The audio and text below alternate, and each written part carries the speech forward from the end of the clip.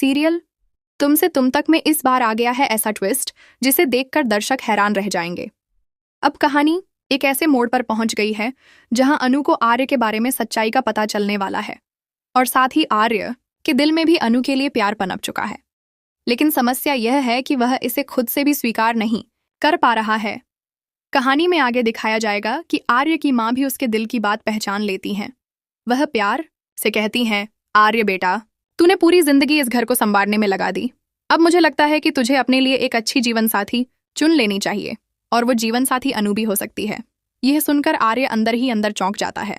उसे समझ नहीं आता कि माँ को यह कैसे पता चल गया।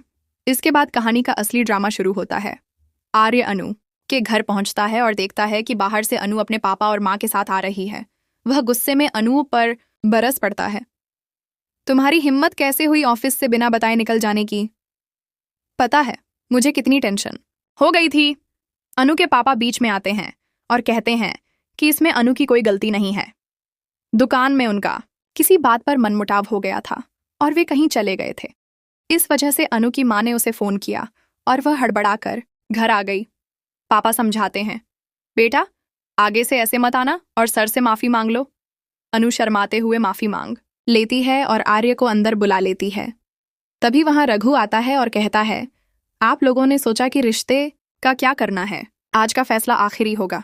अन्नू के पापा तुरंत जवाब देते हैं, मैं अपनी बेटी की शादी तुम्हारे विपिन से कभी नहीं करूंगा।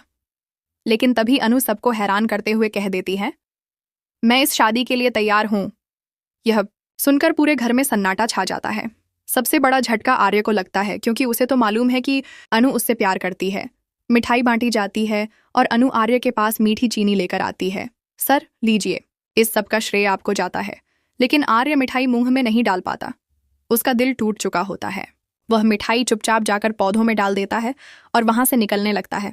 बाहर जाते समय उसके मन में बार बार अनु की यादें तैर रही होती हैं। वह हाथ उठाकर अलविदा कहता है, पीछे मुड़कर घर को देखता है, लेकिन अनु कहीं नजर नहीं आती। उदास मन से वह वहां से चला जाता है। घर पहुंचकर वह बेहद बेचैन है।